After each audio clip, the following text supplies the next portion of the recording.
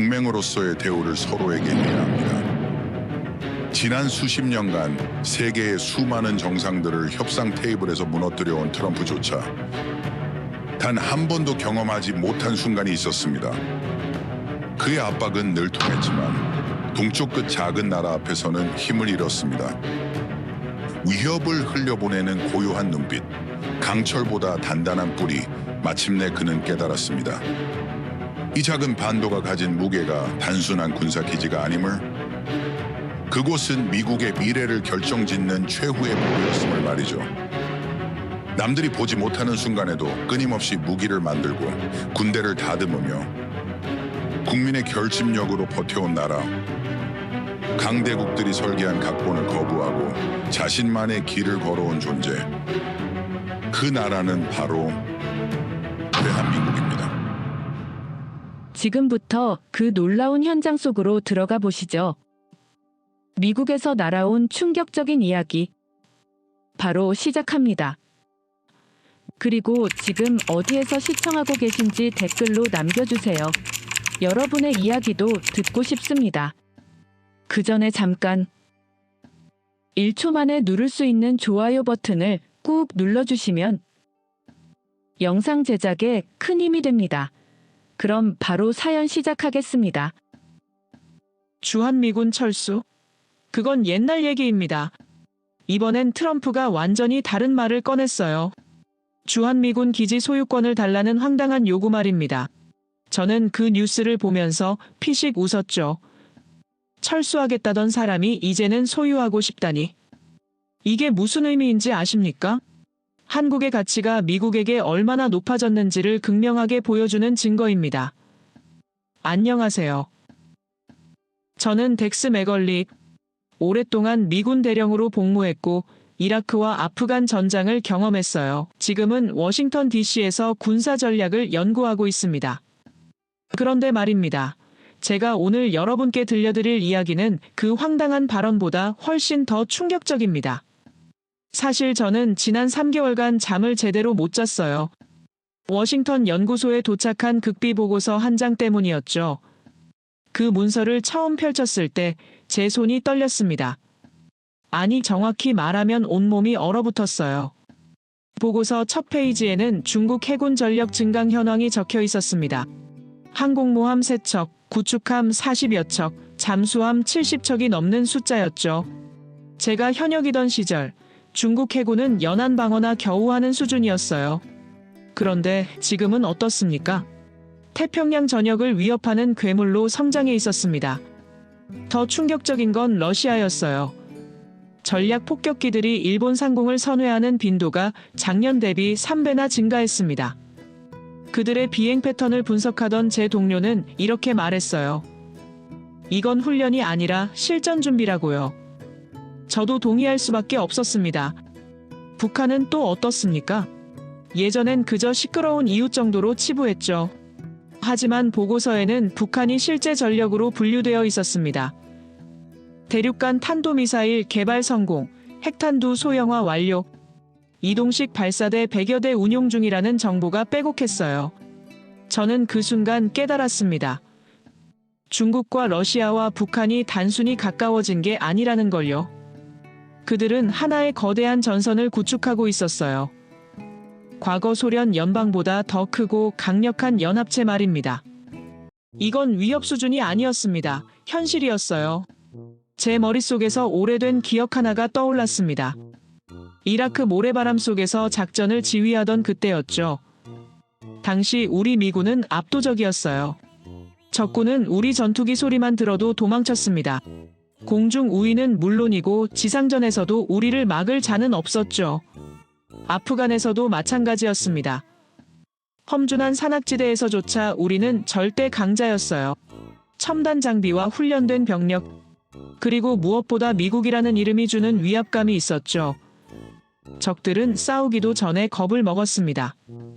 그런데 지금은 어떻습니까? 보고서 속 데이터는 냉혹했습니다. 미국의 항공모함 전단이 더 이상 절대 안전지대가 아니라는 분석이 나왔어요. 중국의 항모킬러 미사일이 전진 배치되면서 우리 함대가 위협받는 상황이 된 겁니다. 제가 가장 충격받은 건 따로 있었습니다. 미군 분석관들이 작성한 시뮬레이션 보고서였어요. 만약 중국과 전면전이 벌어진다면 어떻게 되는가? 그 결과는 참담했습니다. 우리가 이긴다는 보장을 할 수 없다는 결론이었죠. 저는 그 문장을 3번이나 다시 읽었습니다. 믿고 싶지 않았어요. 미군이 승리를 장담하지 못하는 시나리오라니. 이건 제가 현역 시절엔 상상조차 할 수 없던 일이었습니다. 손을 떨며 다음 페이지를 넘겼습니다. 거기엔 더 암울한 현실이 적혀 있었어요. 러시아의 극초 음속 미사일 배치 현황, 북한의 이동식 미사일 발사대 추적 실패율, 중국 전투기의 스텔스 성능 향상 데이터가 줄줄이 나열되어 있었죠. 우리는 더 이상 압도적 우위에 있지 않았습니다. 아니, 솔직히 말하면 밀리고 있었어요. 제가 젊었을 때 미국은 마치 전성기 타이슨 같았습니다. 빈틈이라곤 찾아볼 수 없는 완벽한 최강자였죠. 그런데 지금은 어떻습니까? 노쇠한 챔피언이 링 위에서 허우적대는 모습이었습니다. 저는 의자에 깊숙이 몸을 기댔습니다. 절망감이 밀려왔어요. 미국의 패권이 흔들리고 있다는 사실을 부정할 수 없었죠. 세계 질서가 재편되고 있었습니다. 그리고 우리는 그 변화에 제대로 대응하지 못하고 있었어요. 그때였습니다. 보고서 중간쯤에서 낯선 약어 하나가 눈에 띄었어요. IFPC, 처음 보는 무기체계 이름이었습니다. 저는 호기심에 그 부분을 자세히 읽기 시작했죠. 설명을 읽는데 눈이 커졌습니다. 이건 단순한 방어 무기가 아니었어요. 차세대 통합 방공 시스템이었습니다. 아이언돔보다 훨씬 정교하고 강력한 요격 능력을 가진 최첨단 무기였죠. 더 놀라운 건 개발 배경이었습니다. 미군이 로키드 마틴과 보잉, 그리고 앤드릴까지 끌어모아 작정하고 만든 프로젝트였어요. 군수 산업계의 슈퍼스타들이 한자리에 모인 겁니다. 이건 그냥 무기 개발이 아니었습니다. 국가적 프로젝트였어요. 보고서에는 IFPC의 성능이 상세히 기록되어 있었습니다. 다층 방어체계, 정밀 추적 레이더, 초고속 요격체, 모든 스펙이 경이로웠어요. 이스라엘의 아이언돔도 놀라운 무기지만 이건 차원이 달랐습니다. 99% 이상의 요격 성공률, 동시 다발 위협 대응 능력, 이동 배치 가능한 기동성까지 갖췄어요. 제가 오랜 경력 동안 본 방공 시스템 중 최고였습니다. 그런데 여기서 제 눈길을 사로잡은 건 따로 있었습니다. 배치 예정 지역이었어요. 저는 그 문장을 읽는 순간 숨이 멎는 것 같았습니다. 주한미군 기지에 최초 배치 완료라고 적혀 있었죠. 한국이라고요? 이 최첨단 무기를 한국에 배치했단 말입니까? 저는 당황했습니다. 유럽도 아니고 일본도 아니고 왜 한국인가요? 다음 페이지를 넘기자 더 많은 정보가 쏟아졌습니다. 주한미군에 배치된 게 IFPC만이 아니었어요. MQ-9A 리퍼 드론, 죽음의 사신이라 불리는 최첨단 무인기가 올 여름부터 순환 배치되기 시작했습니다. 아테나 정찰 플랫폼도 마찬가지였어요. 하늘의 눈이라 불리는 이 최신 정찰 시스템이 올해 초 한국에 처음 배치됐죠. B-1B 폭격기 죽음의 백조까지 한미 합동훈련에 참여했다는 기록도 있었습니다. 항공모함 칼 빈스노까지 부산항에 입항했다는 내용을 보고 저는 깨달았습니다. 이건 우연이 아니에요. 미국이 가진 최첨단 전략 무기들이 모조리 한국으로 향하고 있었습니다. 저는 의자에서 일어나 창밖을 바라봤습니다. 워싱턴의 야경이 펼쳐져 있었어요. 하지만 제 머릿속은 온통 한반도 지도로 가득했죠. 왜 한국입니까? 왜 지금입니까? 대답은 명확했습니다. 중국 때문이었어요. 한국의 지정학적 위치를 생각해보면 답이 나옵니다. 베이징과 상하이를 30분 안에 타격할 수 있는 유일한 전진 기지가 바로 한국이죠. 저는 그제야 이해했습니다. 미국이 한국에 최신 무기를 쏟아붓는 이유를요.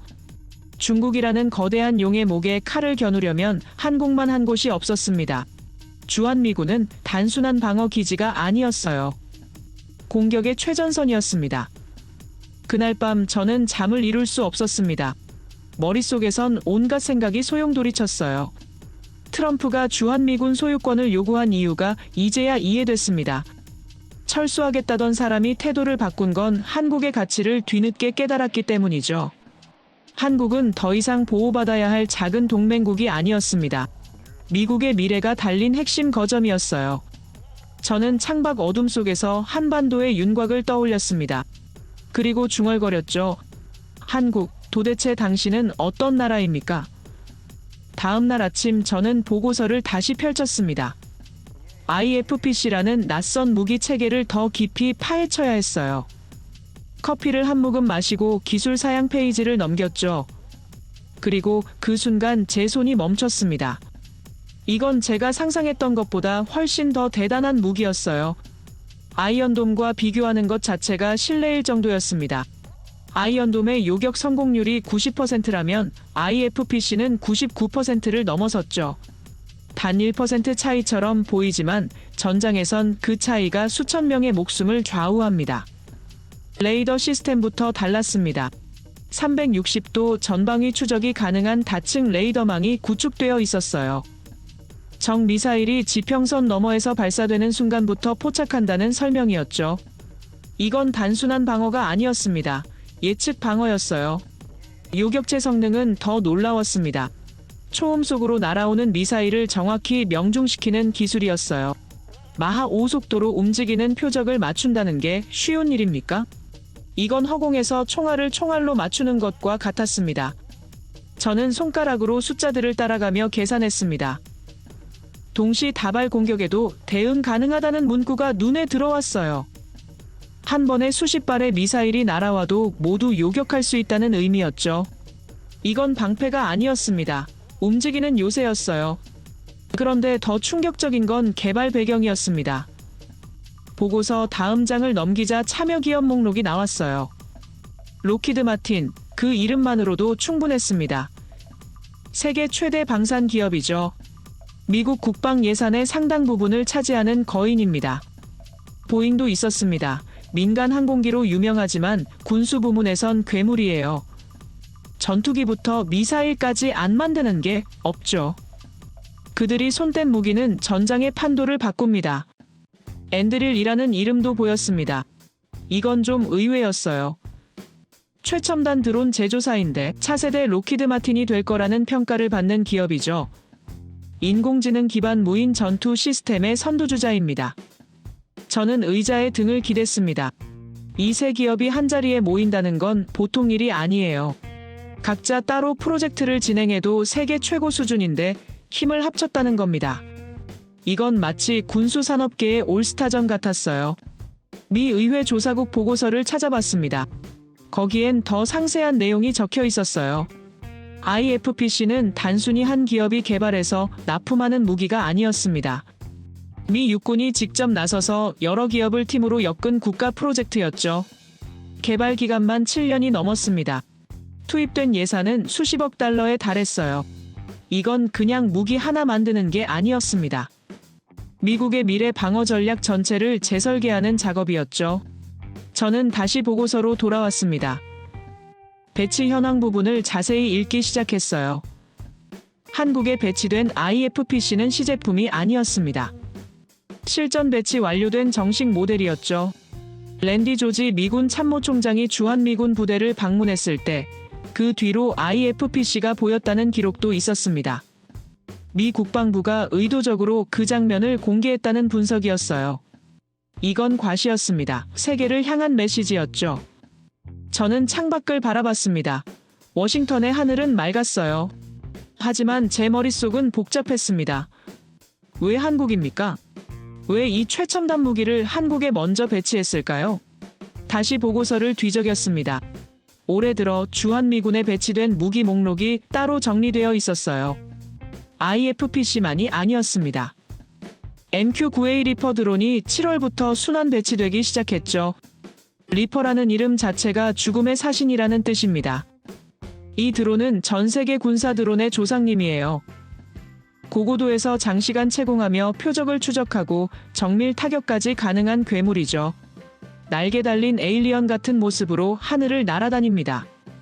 아테나 정찰 플랫폼도 마찬가지였습니다. 하늘의 눈이라 불리는 이 시스템이 올해 초 처음으로 주한미군에 배치됐어요. 위성과 연동되어 실시간으로 전장 정보를 수집하는 최신 장비였죠. B-1B 폭격기 기록도 나왔습니다. 죽음의 백조라 불리는 이 전략 폭격기가 한미 합동훈련에 참여했다는 내용이었어요. 초음 속으로 날아가 엄청난 양의 폭탄을 투하할 수 있는 무기입니다. 항공모함 칼 빈스노까지 부산항에 입항했다는 기록을 보며 저는 한숨을 내쉬었습니다. 이건 우연이 아니에요. 패턴이 보였습니다. 미국이 가진 최첨단 전략 무기들이 모조리 한국으로 향하고 있었죠. 저는 지도를 펼쳤습니다. 한반도를 중심으로 동아시아 전체를 살펴봤어요. 중국이 보였습니다. 베이징과 상하이의 위치를 확인했죠. 주한미군 기지에서 출격하면 30분 안에 도달할 수 있는 거리였습니다. 머릿속에서 시뮬레이션이 돌아갔습니다. 만약 전쟁이 벌어진다면 어떻게 될까요? 주한미군의 리퍼 드론이 먼저 중국 방공망을 무력화시킬 겁니다. 아테나가 실시간으로 표적 정보를 전송하겠죠. B-1B 폭격기가 초음 속으로 날아가 핵심 시설을 타격할 거예요. 중국이 반격한다면 어떻습니까? 미사일이 쏟아지겠죠. 하지만 IFPC가 모두 요격해낼 겁니다. 99% 성공률이면 거의 완벽한 방어막이에요. 칼 빈스노는 해상에서 추가 전력을 투입하겠죠. 저는 손으로 이마를 짚었습니다. 이제 이해가 됐어요. 한국은 단순한 방어기지가 아니었습니다. 중국을 제압할 수 있는 유일한 공격 거점이었죠. 미국이 이 모든 무기를 한국에 쏟아붓는 이유가 명확했습니다. 중국이라는 거대한 용의 목에 칼을 대려면 한국만 한 위치가 없었어요. 일본은 너무 멀고 대만은 불안정하죠. 괌은 거리가 문제입니다. 하지만 한국은 완벽했어요. 중국 심장부를 겨냥하기에 최적의 장소였습니다. 저는 다시 보고서를 읽었습니다. 미 국방부 내부 회의록이 인용되어 있었어요. 한 고위 관계자가 이렇게 말했다고 합니다. 주한미군은 이제 미국 본토에 버금가는 전략적 가치를 지닌다고요. 그 문장을 읽는 순간 온몸에 전율이 흘렀습니다. 미국 본토급이라고요? 이건 엄청난 인정이에요. 미국에게 본토만큼 중요한 곳은 세계 어디에도 없습니다. 그런데 한국을 그 수준으로 평가한다는 겁니까? 저는 의자에서 일어나 사무실을 걸었습니다. 머릿속이 복잡했어요. 제가 현역 시절 한국을 어떻게 봤습니까? 솔직히 말하면 보조적 동맹국 정도였습니다. 북한 억지선 역할을 하는 곳이었죠. 하지만 지금은 달랐습니다. 한국은 미국 세계 전략의 핵심 축이 되어 있었어요. 중국 견제의 최전선이자 아시아 태평양 패권 수호의 요새였습니다. 이건 단순한 동맹이 아니었어요. 트럼프가 주한미군 철수를 외치던 때가 떠올랐습니다. 그때 저도 속으로 생각했어요. 철수에도 큰 문제는 없지 않을까 하고요. 하지만 지금 생각하면 정말 무지했습니다. 한국을 잃는다는 건 아시아 전체를 포기하는 것과 같았어요. 저는 창가에 서서 바깥을 바라봤습니다.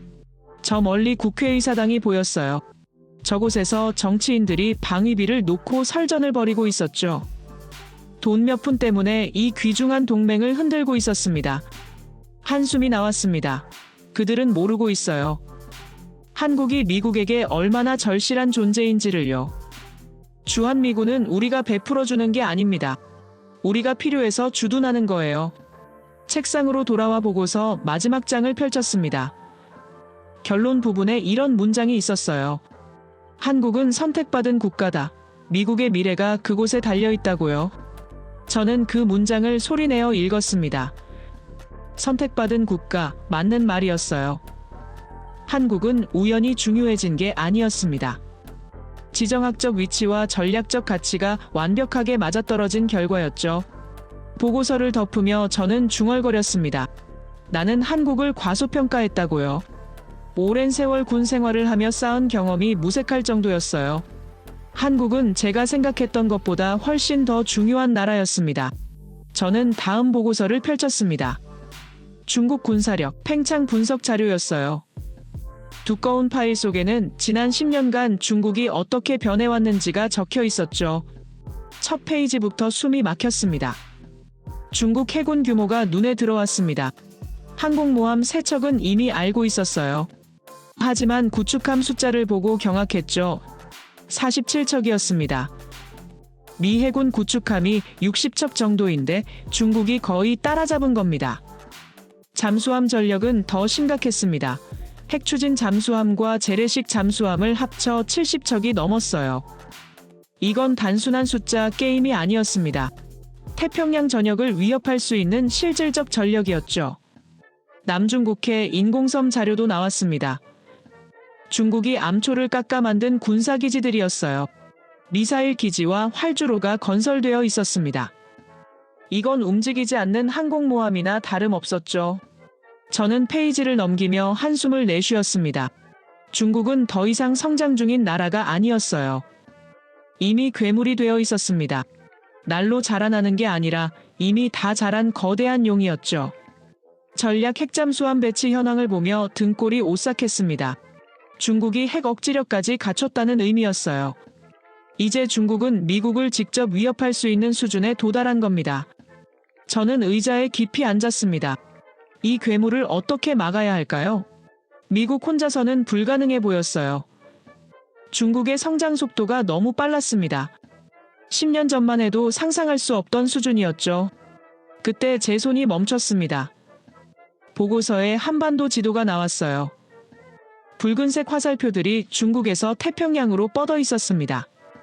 중국의 확장 방향을 나타낸 그림이었죠. 그런데 그 화살표들이 모두 한반도 근처를 지나갔습니다. 제 눈이 커졌어요. 한반도가 중국 팽창의 길목에 있었습니다. 중국이 태평양으로 나가려면 반드시 이 지역을 통과해야 했죠. 저는 연필을 들고 지도에 선을 그어봤습니다. 주한미군 기지에서 베이징까지의 거리였어요. 직선 거리로 약 900km였습니다. 최신 전투기로 30분이면 도달할 수 있는 거리죠. 상하이까지도 측정해봤습니다. 약 800km였어요. 역시 30분 안에 타격 가능한 범위였습니다. 저는 연필을 내려놓고 지도를 뚫어지게 바라봤습니다. 이건 우연이 아니었습니다. 한국의 위치가 전략적으로 완벽했어요. 중국의 심장부를 겨냥하기에 이보다 좋은 곳은 없었죠. 괴물의 목에 칼을 대려면 바로 이곳이었습니다. 저는 다른 지역들도 검토해봤습니다. 일본은 어떨까요? 도쿄에서 베이징까지는 약 2000km였습니다. 너무 멀었어요. 오키나와 기지를 활용해도 1500km나 됐죠. 괌은 더 멀었습니다. 3000km가 넘었어요. 전략적 거점으로는 가치가 있지만 즉각 대응하기엔 거리가 문제였습니다. 대만은 어떻습니까? 정치적으로 너무 불안정했죠. 결국 답은 하나였습니다. 한국이었어요. 거리도 완벽하고 동맹 관계도 견고했습니다. 무엇보다 주한미군이라는 확고한 기반이 있었죠. 저는 머릿속으로 시뮬레이션을 돌려봤습니다. 만약 중국이 대만을 침공한다면 어떻게 될까요? 주한미군이 즉각 출격할 수 있었습니다. 리퍼 드론이 먼저 중국 방공망을 무력화시키겠죠. B-1B 폭격기가 뒤따라 들어갑니다. 초음 속으로 날아가 중국 해군 기지를 타격할 거예요. IFPC는 중국의 반격 미사일을 요격하겠죠. 항공모함 칼 빈스노가 해상에서 지원하고요. 이 모든 게 한국이라는 발판 위에서 가능했습니다. 한국 없이 이 작전을 수행한다면 어떻게 될까요? 불가능했습니다. 괌에서 출격하기엔 너무 멀고 일본은 거리가 애매했죠. 저는 숨을 깊이 들이마셨습니다. 한국은 단순한 동맹국이 아니었어요. 미국이 중국을 견제할 수 있는 유일한 열쇠였습니다. 이 나라 없이는 아시아 전략 전체가 무너지는 거였죠. 보고서를 다시 펼쳤습니다. 미국의 대중국 봉쇄 전략이 나왔어요.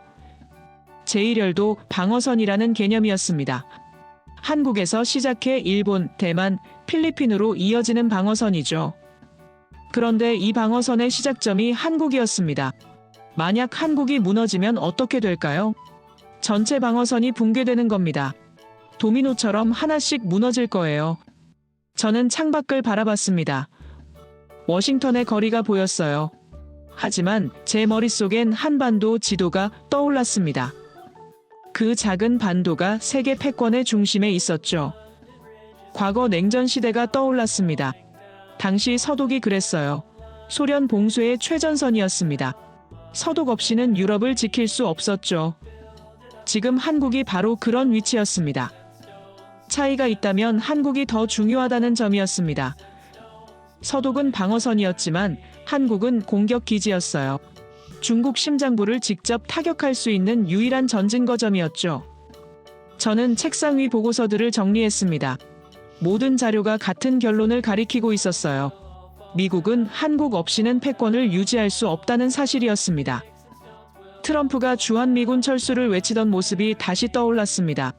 그때 저도 별 생각 없었어요. 그냥 정치적 수사련이 했죠. 하지만 지금 생각하면 얼마나 위험한 발언이었습니까? 만약 정말로 주한미군이 철수했다면 어땠을까요? 중국이 환호했을 겁니다.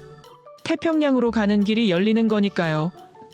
미국은 아시아 전체를 잃었을 거예요. 다행히 그런 일은 일어나지 않았습니다. 오히려 정반대로 흘러갔죠. 최신 무기들이 한국으로 몰려들었습니다. 미국이 한국의 가치를 깨달은 겁니다. 저는 의자에서 일어났습니다. 사무실을 천천히 걸으며 생각을 정리했어요. 한국은 이제 미국 본토급 전략 요충지였습니다. 아니, 어떤 면에서는 본토보다 더 중요할 수도 있었죠. 본토는 안전하지만 한국은 최전선입니다. 중국과 직접 맞닿아 있는 곳이에요.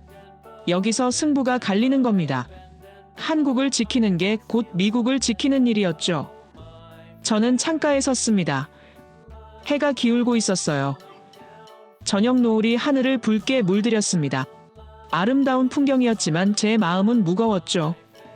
한국이라는 나라가 짊어진 무게가 느껴졌습니다. 세계 패권의 균형추 역할을 하고 있었어요. 그 작은 나라가 미국의 미래를 떠받치고 있었죠. 저는 중얼거렸습니다. 한국은 더 이상 작은 나라가 아니라고요. 지도상으론 작아 보일지 몰라도 전략적 가치는 거대했습니다. 미국의 최후 보루였어요. 이제 확신이 섰습니다. 미국은 한국 없이는 살아남지 못한다는 사실이었죠. 중국이라는 괴물을 막으려면 한국이 필수였습니다. 희망은 바로 그곳에 있었어요. 며칠 뒤 저는 펜타곤 회의록을 받았습니다. 방위비 분담금 협상 관련 내부 문서였어요. 첫 장을 넘기자마자 불편한 기분이 들었죠. 한국에 대한 평가가 적나라하게 드러나 있었습니다. 어느 고위 관계자의 발언이 눈에 띄었습니다. 한국군의 전력은 인상적이지만 결국 미국 무기에 의존한다는 내용이었어요. 그는 냉정하게 계산했죠. K2 전차도 미국 엔진을 쓰고 F-35 전투기도 미국 것이라고요. 저는 그 문장을 읽으며 미간을 찌푸렸습니다. 틀린 말은 아니었어요. 한국군이 보유한 최첨단 무기들 대부분이 미국산이거나 미국 기술이 들어간 것들이었죠. 독자 개발 무기도 있지만 핵심 부품은 여전히 미국산이었습니다. 주한미군 철수 시나리오 분석 자료도 나왔습니다. 만약 미군이 철수한다면 한국군 단독으로 북한을 막을 수 있는가에 대한 평가였어요. 결론은 애매했습니다. 가능하긴 하지만 중국이 개입하면 불확실하다는 내용이었죠. 저는 손으로 턱을 괴었습니다. 의문이 들기 시작했어요. 한국이 정말 독자적으로 강할 수 있을까요? 아니면 미국이라는 든든한 방패 뒤에 숨어 있는 걸까요? 한국 국방비 자료를 찾아봤습니다. GDP 대비 2.8% 수준이었어요. 결코 낮은 수치는 아니었습니다. 하지만 미국이 쏟아붓는 비용과 비교하면 어떻습니까? 주한미군 유지비만 해도 천문학적이었죠. 방위비 분담금 협상 기록을 읽으며 한숨이 나왔습니다. 미국 측 협상가의 태도가 거슬렸어요. 그는 마치 장사꾼처럼 행동했습니다. 한국이 얼마를 낼 수 있는지 따지고 압박했죠. 특히 한 인물이 눈에 띄었습니다. 국방부 예산 담당 차관이었어요. 그의 발언 기록을 보니 소름이 돋았습니다. 한국은 우리 없이 못 산다며 비용을 더 올려야 한다고 주장했죠. 그 사람의 논리는 단순했습니다. 주한미군이 한국을 지켜주니 한국이 더 많은 돈을 내야 한다는 거였어요. 마치 용병 계약처럼 동맹을 계산하고 있었습니다. 저는 그 기록을 읽으며 불쾌함을 느꼈습니다. 동맹이 돈으로 환산되는 순간 그건 더 이상 동맹이 아니에요. 거래일 뿐이죠. 하지만 그의 눈엔 오직 숫자만 보였습니다. 회의록 속 그의 발언은 더 노골적이었습니다. 한국이 거부하면 철수 카드를 꺼내면 된다는 식이었어요. 협박이었죠. 차갑고 계산적인 협박이었습니다.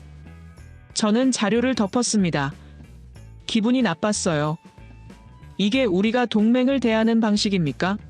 전략적 가치를 인정하면서도 돈으로 쥐어짜려 드는 이 태도가 옳은 겁니까?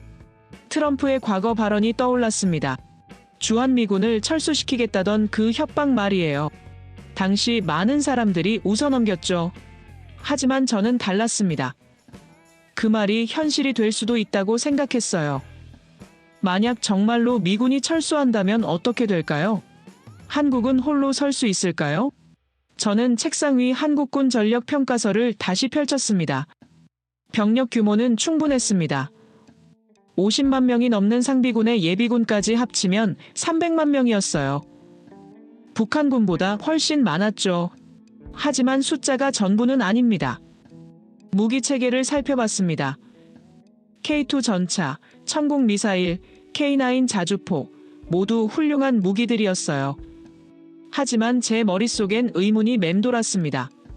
이것들이 미국 지원 없이 작동할 수 있을까요? 전투기 전력도 검토했습니다.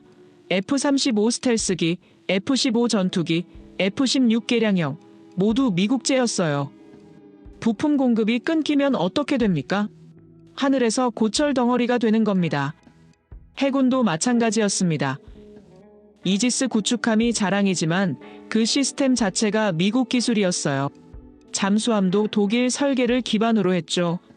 순수 한국 기술이라 할 만한 게 얼마나 됩니까? 저는 의자에 등을 기댔습니다.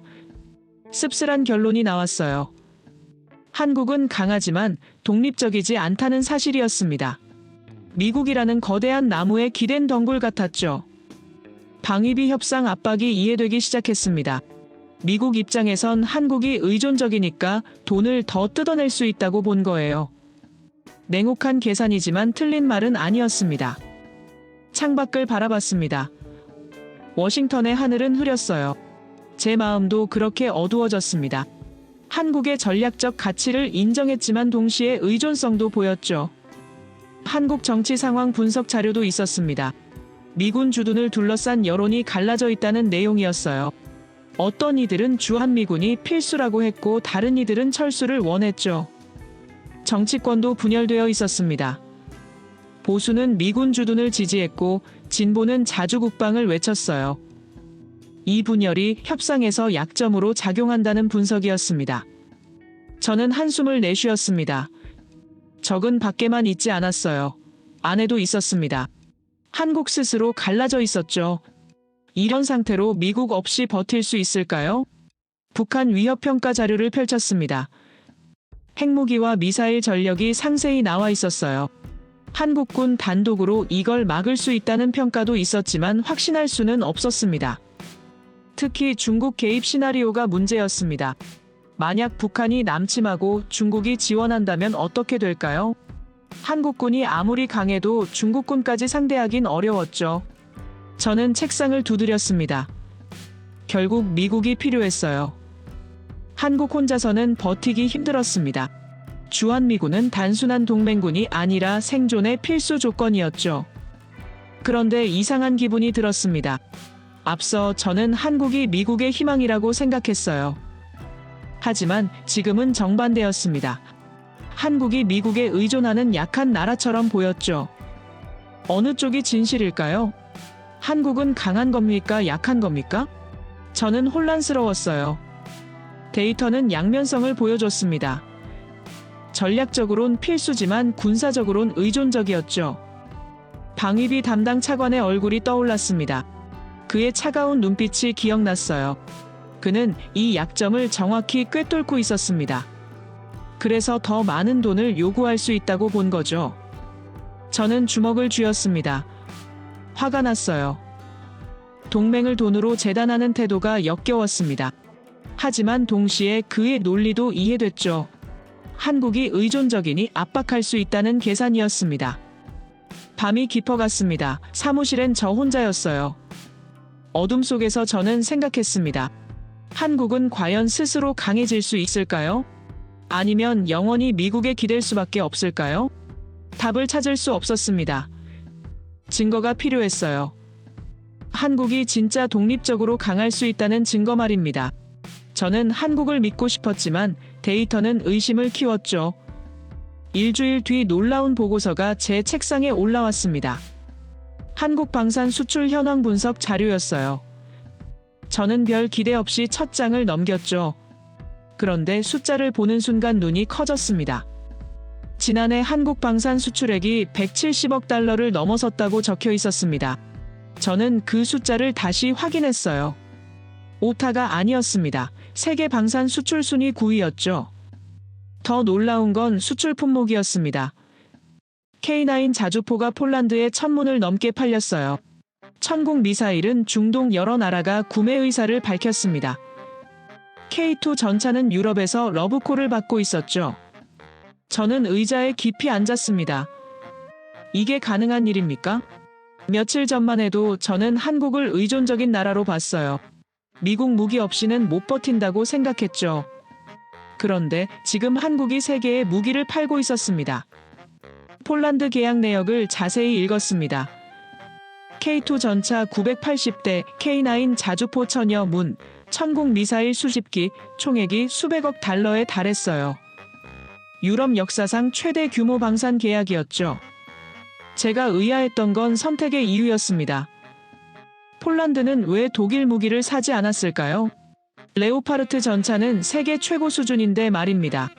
프랑스 무기도 있었고 미국 무기도 있었죠. 보고서에 그 답이 나와 있었습니다.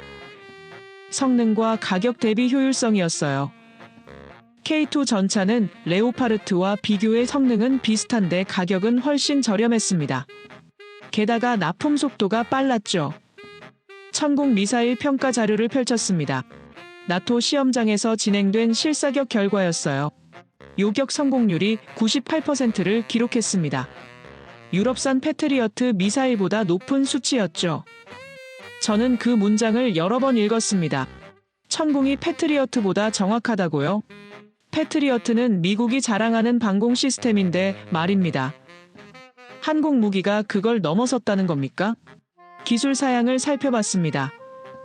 다층 요격 체계, 능동 레이더 추적, 동시 다표적 교전 능력, 모든 스펙이 인상적이었어요. 이건 단순한 무기가 아니었습니다. 첨단 기술의 결정체였죠. K9 자주포 자료도 놀라웠습니다. 사거리가 40km를 넘었어요. 자동 장전 시스템으로 분당 6발 이상 발사 가능했죠. 기동성도 뛰어나 포격 후 즉시 이동할 수 있었습니다. 실전 데이터도 나와 있었습니다. 우크라이나 전장에서 K9을 운용한 결과였어요. 러시아군 포병을 압도했다는 평가였습니다. 정확도와 연사력에서 차이가 났죠. 저는 책상을 두드렸습니다. 이 모든 게 한국 기술이라는 사실이 믿기지 않았어요. 며칠 전 저는 한국이 미국에 의존한다고 생각했습니다. 하지만 지금 보니 한국은 스스로 무기를 만들고 있었죠. 중동 수출 현황도 검토했습니다. 아랍에미리트가 천궁을 도입했고 사우디아라비아도 관심을 보였어요. 이집트는 K9을 구매했습니다. 한국 무기가 세계로 뻗어나가고 있었죠. 동남아시아도 마찬가지였습니다. 필리핀이 경공격기를 샀고 태국이 잠수함을 구매했어요. 인도네시아는 전투기 공동 개발을 진행 중이었습니다. 한국이 아시아 방산 시장을 장악하고 있었죠. 저는 의자에서 일어났습니다. 사무실을 걸으며 생각을 정리했어요. 제가 한국을 잘못 봤습니다. 의존적인 나라가 아니었어요. 독자적으로 성장하고 있었죠. 다음 자료는 한미 합동훈련 보고서였습니다. 지난달 실시된 대규모 훈련 결과였어요. 저는 호기심에 내용을 읽기 시작했습니다. 훈련 시나리오는 북한의 남침 대응이었습니다. 한국군과 미군이 연합작전을 펼치는 상황이었죠. 결과는 예상을 뛰어넘었습니다. 완벽한 승리였어요. 미군 지휘관의 평가가 인상적이었습니다. 한국군의 작전 수행 능력이 미군과 동등하다는 내용이었어요. 전술 이해도, 무기 운용 능력, 지휘 체계 모두 최고 수준이었죠. 특히 한국군 특수부대가 눈에 띄었습니다. 적진 침투 훈련에서 미군 특수부대와 같은 속도로 움직였어요. 정밀 타격 훈련에서도 완벽한 성과를 냈죠. 공군 훈련 결과도 놀라웠습니다. 한국 F-35 조종사들이 미군 조종사와 모의 공중전을 벌였어요. 승률이 거의 비슷했습니다. 어떤 훈련에선 한국 조종사가 이기기도 했죠. 해군 연합훈련도 마찬가지였습니다. 이지스함 운용에서 한국 해군이 완벽한 협동을 보여줬어요. 미사일 방어 체계를 동시에 작동시켜 가상적 미사일을 모두 요격했죠. 저는 보고서를 읽으며 감탄했습니다. 한국군은 보조병력이 아니었어요. 동등한 파트너였습니다. 아니, 어떤 면에선 미군보다 나은 부분도 있었죠. 훈련 참가 미군 장교의 인터뷰가 나왔습니다. 그는 한국군과 함께 싸운다면 어떤 전쟁도 이길 수 있다고 말했어요. 그들은 단일 군대처럼 움직인다고 했죠. 저는 그 문장에 밑줄을 그었습니다. 단일 군대, 맞는 표현이었어요. 한국군과 미군이 완벽히 통합되어 있었습니다. 이건 수십 년간 함께 훈련한 결과였죠. 민방위 훈련 보고서도 있었습니다. 북한 미사일 위협에 대비한 대피 훈련이었어요. 서울 시민 1,000만 명이 참여했습니다. 질서정연하게 대피소로 이동했죠. 저는 그 장면을 상상했습니다. 1,000만 명이 동시에 움직이는데 혼란이 없다고요? 미국에서 이런 훈련을 한다면 난리가 날 겁니다. 하지만 한국은 침착했어요. 국민적 결집력이 느껴졌습니다. 전쟁 위협 속에서도 흔들리지 않는 정신이었어요. 이건 무기로 만들 수 있는 게 아니었습니다. 오랜 역사가 만든 힘이었죠. 한국 역사 자료를 찾아봤습니다. 6.25 전쟁 이후 줄곧 전쟁 위협 속에 살아왔더군요. 70년 넘게 북한과 대치하며 버텨왔습니다. 이런 나라가 또 있을까요? 저는 창밖을 바라봤습니다. 워싱턴은 평화로웠어요. 전쟁 위협 같은 건 느껴지지 않았습니다. 하지만 한국은 달랐죠. 매일 전쟁 가능성과 함께 살아갑니다. 그런 환경에서 살아남으려면 강해질 수밖에 없었어요. 한국인들은 선택의 여지가 없었습니다. 강해지거나 사라지거나 둘 중 하나였죠. 보고서를 다시 펼쳤습니다.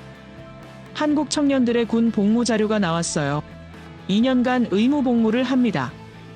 전 국민이 군사훈련을 받는 거죠. 이건 엄청난 자산이었습니다. 전쟁이 나면 수백만 명의 예비군이 즉시 동원될 수 있어요. 모두 훈련받은 병력입니다. 이런 나라와 전쟁을 한다는 건 미친 짓이죠. 저는 손으로 이마를 짚었습니다. 제가 얼마나 한국을 과소평가했는지 깨달았어요. 한국은 약한 나라가 아니었습니다. 강인한 정신과 첨단 무기를 가진 강국이었죠. 며칠 전 품었던 의심이 부끄러워졌습니다. 한국이 미국 없이 못 버틴다고 생각했어요. 하지만 지금 보니 한국은 스스로 일어서고 있었습니다. 방산 수출이 증명했습니다. 세계가 한국 무기를 원했어요. 합동훈련이 증명했죠. 한국군이 미군과 동등한 수준이었습니다. 국민들이 증명했습니다. 전쟁 위협 속에서도 흔들리지 않는 강인함을요. 저는 보고서를 덮었습니다. 새로운 확신이 들었어요. 한국은 작은 기적을 일으키고 있었습니다. 의존에서 독립으로, 약함에서 강함으로 성장하고 있었죠. 이 나라를 다시 봐야 했습니다. 제 오래된 편견을 버려야 했어요. 한국은 제가 생각했던 것보다 훨씬 더 강한 나라였습니다. 이틀 뒤 긴급 보고서가 도착했습니다. 중국 해군의 대규모 훈련 소식이었어요. 동중국해에서 항공모함 3척이 동시에 작전을 펼치고 있다는 내용이었죠. 저는 위성 사진을 펼쳤습니다. 중국 함대의 규모가 압도적이었습니다. 구축함 20여 척, 호위함 30척, 잠수함까지 합쳐 100척이 넘는 전력이었어요. 이건 훈련이 아니었습니다. 위협이었죠. 러시아 정보도 들어왔습니다. 전략 폭격기 10여 대가 일본 상공을 선회하고 있다는 보고였어요. 예전과 다른 점이 있었습니다. 중국 훈련과 타이밍이 정확히 맞아떨어졌죠. 북한 자료를 확인하는 순간 온몸이 얼어붙었습니다. 이동식 미사일 발사대 50여 대가 동해안으로 이동 중이라는 정보였어요. 발사 준비 단계로 보인다는 분석이었죠. 저는 세 나라의 움직임을 지도 위에 표시했습니다. 패턴이 보였어요. 중국은 해상에서, 러시아는 공중에서, 북한은 지상에서 동시에 압박하고 있었습니다. 이건 우연이 아니었습니다.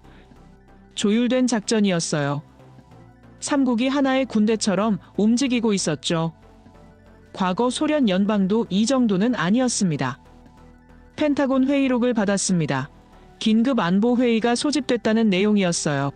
주제는 한반도 위기 시나리오였습니다. 저는 손을 떨며 파일을 열었죠. 시뮬레이션 결과가 나와 있었습니다. 북한이 선제 공격을 가하는 상황이었어요. 서울에 장사정포와 미사일이 동시에 쏟아지는 시나리오였죠. 첫 30분간 피해 예상치를 보고 숨이 멎었습니다. 민간인 사상자가 수만 명에 달했어요. 서울 주요 시설이 초토화되는 것으로 나왔습니다. 미군 개입 시점이 문제였습니다. 주한미군이 즉각 대응하지만 북한군 전체를 막기엔 시간이 필요했어요. 중국이 개입한다면 상황은 더 악화됐죠. 시뮬레이션 속 서울은 불바다가 됐습니다. 건물들이 무너지고 도로가 끊겼어요. 구조작전조차 불가능한 상황이었습니다. 저는 의자에서 일어나 창밖을 바라봤습니다. 평화로운 워싱턴 거리가 보였어요. 하지만 제 머릿속엔 폐허가 된 서울이 떠올랐죠. 다음 페이지를 넘겼습니다. 중국 개입 시나리오가 나왔어요. 북한을 지원하기 위해 중국군이 국경을 넘는 상황이었습니다. 한미연합군이 북진하면 중국이 참전한다는 분석이었습니다. 6.25 전쟁 때처럼 대규모 병력을 투입할 거라는 예측이었죠. 이번엔 규모가 더 클 거라고 했습니다. 전면전 시나리오까지 검토됐습니다. 미국과 중국이 직접 충돌하는 상황이었어요. 핵무기 사용 가능성까지 거론됐습니다. 저는 손으로 이마를 짚었습니다. 이건 시뮬레이션이 아니라 악몽이었어요. 하지만 현실이 될 수 있는 악몽이었죠. 방위비 협상 관련 자료가 또 올라왔습니다. 압박이 더 강해지고 있다는 내용이었어요. 미국 측 협상 대표의 발언 기록이 적나라했습니다. 그는 한국이 더 많은 비용을 부담해야 한다고 주장했습니다. 주한미군 유지비의 70%를 요구했어요. 이전보다 2배 이상 증액된 금액이었죠. 협상 과정이 기록되어 있었습니다. 미국 측 대표의 태도가 차갑고 계산적이었어요. 그는 숫자만 따졌습니다. 동맹의 가치 같은 건 언급하지 않았죠. 한국이 거부하면 어떻게 되느냐는 질문에 그는 웃었다고 합니다. 그럼 다른 방법을 찾아야 한다고 했죠. 철수를 암시하는 발언이었습니다. 저는 그 대목을 읽으며 불쾌함을 느꼈습니다. 이게 동맹국을 대하는 태도입니까? 위기 상황에서 돈을 요구하는 이 행태가 정당합니까? 하지만 그의 눈엔 오직 이익만 보였습니다. 한국이 절박하니 더 많이 받아낼 수 있다는 계산이었어요. 냉혹했습니다. 인간미라곤 찾아볼 수 없었죠. 한국 내부 상황 보고서도 있었습니다. 주한미군을 둘러싼 여론이 심각하게 갈라져 있다는 내용이었어요. 시위대가 미군 기지 앞에 모였다는 기록이 나왔죠. 어떤 이들은 미군 철수를 외쳤습니다. 자주 국방을 주장하며 미군 없이도 충분하다고 했어요. 또 다른 이들은 미군 주둔이 필수라며 반대 시위를 벌였죠. 정치권도 혼란스러웠습니다. 여당과 야당이 주한미군 문제로 충돌했어요. 방위비 증액을 둘러싸고 격렬한 논쟁이 벌어졌습니다. 저는 한숨을 내쉬었습니다. 적은 밖에만 있지 않았어요. 한국 내부에서도 싸움이 벌어지고 있었습니다. 오분열이 더 위험할 수도 있었죠. 중국 정보기관 보고서를 펼쳤습니다. 그들이 한국 내부 갈등을 예의주시하고 있다는 분석이었어요. 분열을 부추기려는 시도도 포착됐습니다. 중국은 기회를 노리고 있었습니다. 한국이 약해지는 순간을 기다리고 있었어요. 내부 갈등이 심화되면 그때 압박을 가할 거라는 예측이었죠. 저는 책상을 쳤습니다. 화가 났어요. 한국이 스스로 무너지고 있었습니다. 외부적보다 내부 분열이 더 치명적이었죠. 펜타곤 고위 관계자의 평가가 나왔습니다. 한국의 정치적 불안정이 동맹에 악영향을 미친다는 내용이었어요. 신뢰가 흔들리고 있다는 분석이었죠. 미국 내부에서도 회의론이 퍼지고 있었습니다. 한국을 계속 지원할 가치가 있느냐는 목소리가 나왔어요. 방위비 문제로 갈등이 깊어지면서 동맹 피로감이 생긴 거였죠. 저는 의자에 깊이 앉았습니다. 상황이 심각했어요. 외부에선 삼국 연합이 압박하고 내부에선 분열이 일어나고 있었습니다. 한국은 지금 시험대 위에 있었습니다. 이 위기를 넘기지 못하면 모든 게 무너질 수 있었어요. 동맹도 안보도 미래도 전부 사라질 수 있었죠. 최악의 시나리오를 상상했습니다. 미군이 철수하고 한국이 고립되는 상황이었어요. 중국과 북한이 압박하면 한국은 어떻게 버틸까요? 일본도 믿을 수 없었습니다. 미군이 빠지면 일본도 중립을 선언할 가능성이 높았어요. 동남아 국가들도 마찬가지였죠. 한국은 완전히 홀로 남게 됩니다. 삼국 연합 앞에서 혼자 싸워야 하는 거예요. 승산이 있을까요? 저는 확신할 수 없었습니다. 보고서를 덮었습니다. 무거운 침묵이 흘렀어요. 제 머릿속은 복잡했습니다. 한국의 전략적 가치를 인정했습니다. 한국군의 능력도 확인했어요. 하지만 지금 상황은 달랐습니다. 정치가 모든 걸 망치고 있었죠. 돈 때문에 동맹이 흔들리고 있었습니다. 내부 갈등 때문에 힘이 분산되고 있었어요. 이런 상태로 위기를 넘길 수 있을까요? 저는 창밖을 바라봤습니다. 어둠이 내리고 있었어요. 불안한 예감이 들었습니다. 삼국 연합의 훈련은 경고가 아니었습니다. 선언이었어요. 그들은 전쟁을 준비하고 있었습니다. 한국은 반드시 이 시험을 통과해야 했습니다. 내부를 단합하고 동맹을 강화해야 했어요. 그렇지 않으면 모든 게 끝날 수 있었죠. 저는 주먹을 쥐었습니다. 한국이 살아남기를 바랐어요. 이 위기를 넘기고 더 강해지길 원했습니다. 하지만 현실은 냉혹했습니다. 정치는 전쟁을 기다려주지 않았어요. 돈은 동맹보다 우선했죠. 한국은 지금 벼랑 끝에 서 있었습니다. 한 발만 잘못 디디면 추락하는 거였어요.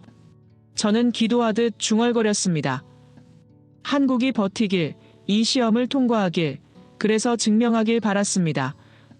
한 달 뒤 놀라운 소식이 들려왔습니다. 한국이 독자 개발한 미사일 방어체계 시험에 성공했다는 보고였어요. 저는 즉시 영상 자료를 요청했습니다. 시험장 영상이 재생됐습니다. 한국 남해 상공이었어요. 가상적 미사일이 발사됐고 요격 미사일이 날아올랐죠. 정확히 명중하는 순간 하늘에 불꽃이 터졌습니다. 저는 숨을 삼켰습니다. 요격 성공률이 98%였어요. 5발 중 1발만 빗나갔습니다. 이건 미국 패트리어트 시스템과 맞먹는 수준이었죠. 기술 사양을 확인했습니다. 순수 한국 기술로 개발됐다는 설명이었어요. 레이더부터 요격체까지 모두 국산이었습니다. 미국 기술 의존도가 제로였죠.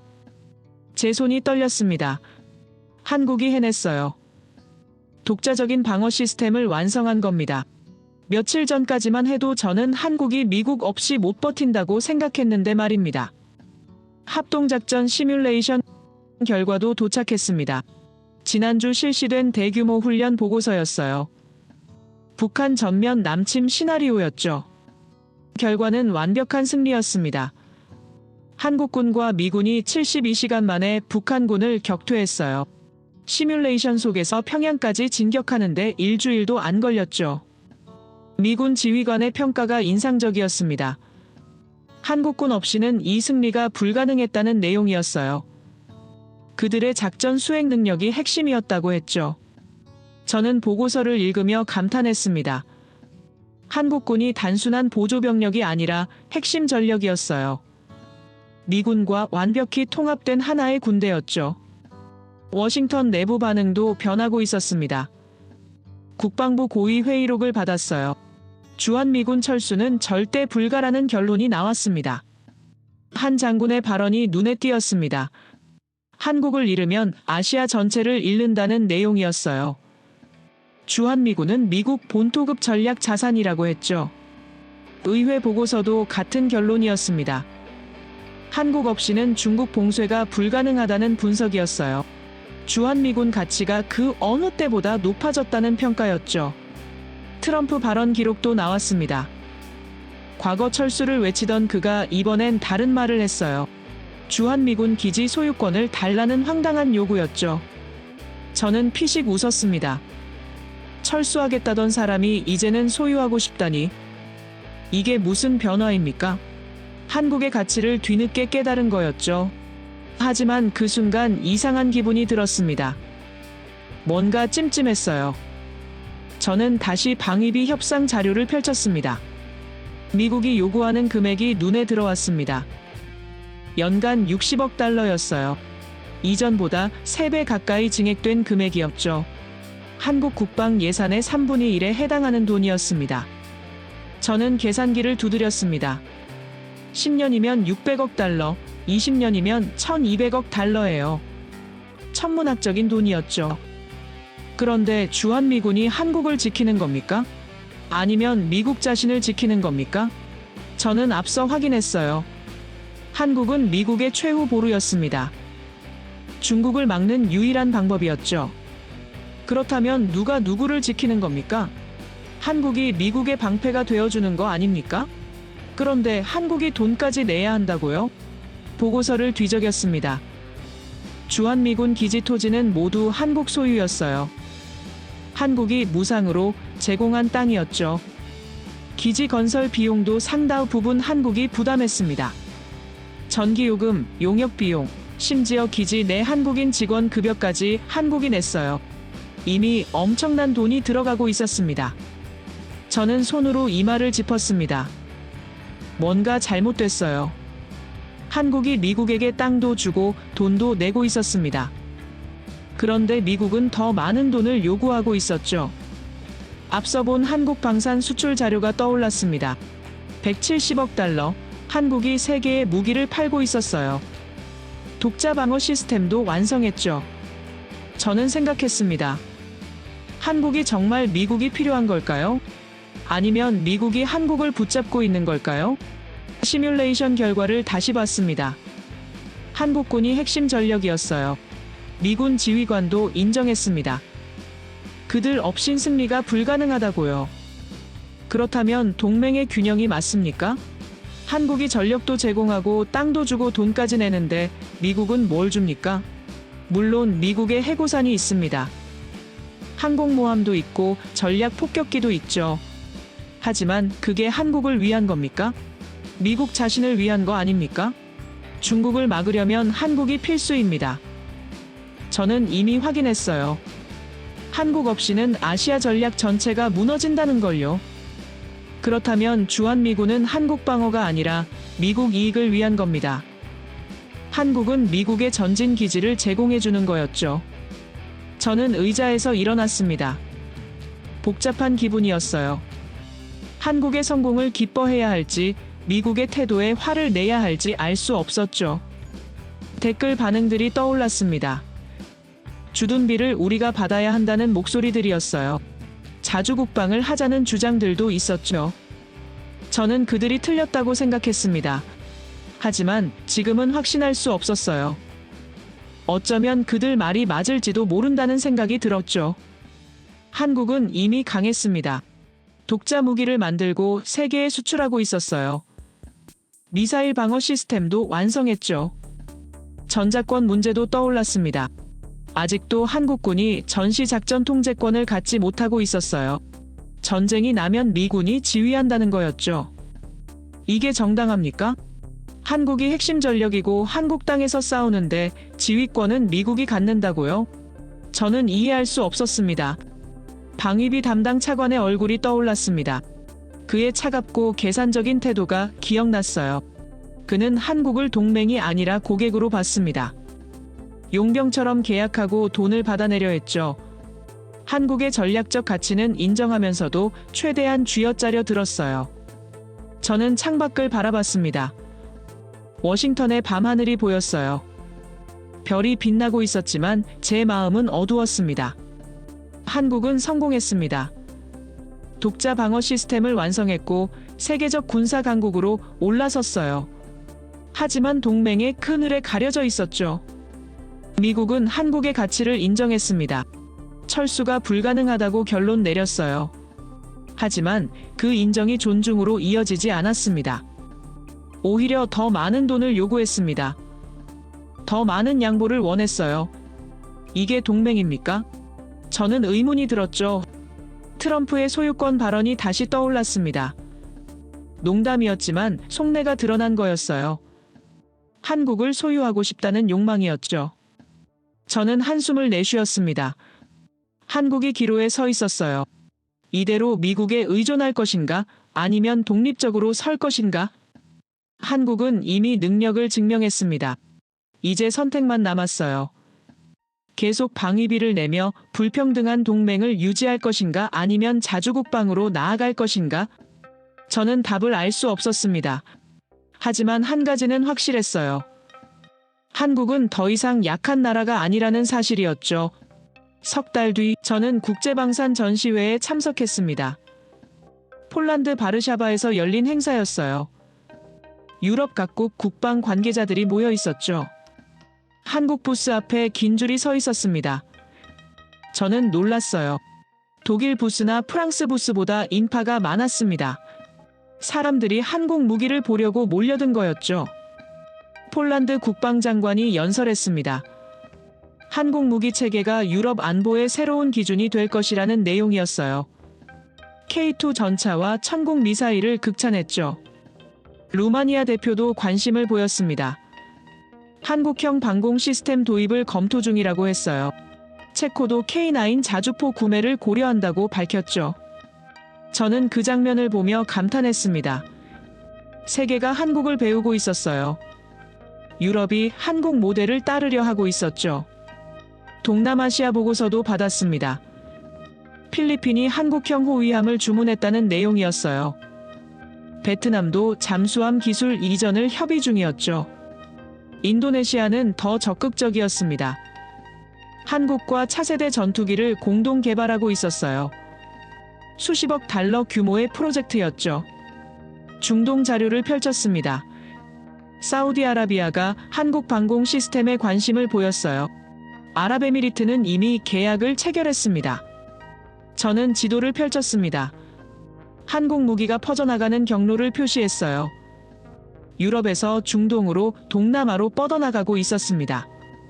이건 단순한 무기 수출이 아니었습니다. 한국 모델이 확산되는 거였어요. 한국식 방위 체계가 세계 표준이 되고 있었죠. 미국 국방부 전략 보고서가 도착했습니다.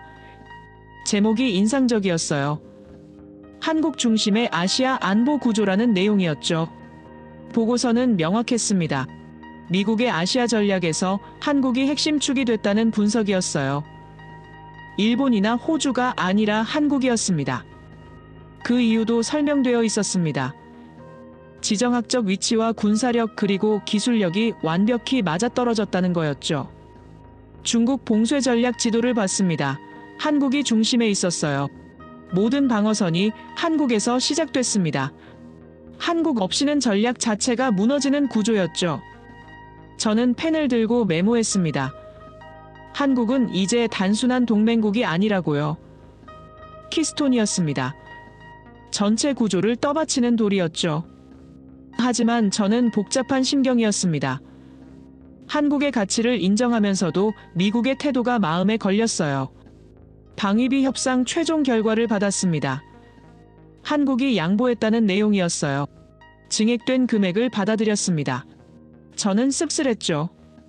한국이 이만큼 중요한데 왜 더 많은 돈을 내야 합니까?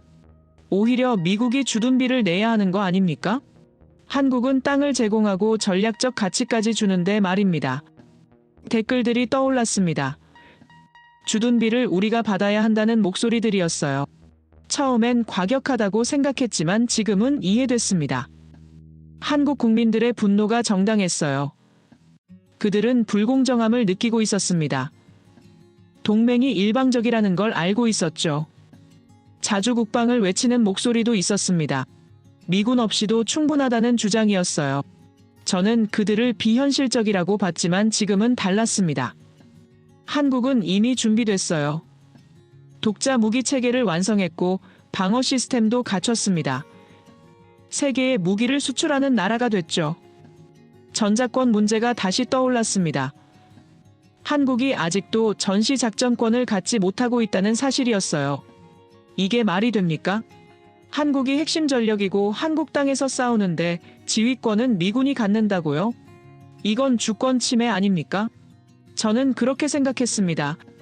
동맹은 상호 존중이어야 합니다. 한쪽이 모든 걸 주고 다른 쪽이 받기만 한다면 그건 동맹이 아니에요.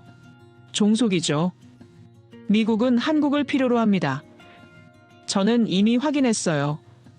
한국 없이는 중국을 막을 수 없다는 걸요. 그렇다면 동등한 파트너로 대해야 합니다. 한국 국민들의 힘이 떠올랐습니다. 전쟁 위협 속에서도 흔들리지 않는 강인함이었어요. 70년 넘게 북한과 대치하며 버텨온 저력이었죠. 그 정신이 오늘날의 한국을 만들었습니다. 세계적 방산 강국으로 키웠어요. 첨단 기술을 개발하게 했죠. 저는 창밖을 바라봤습니다.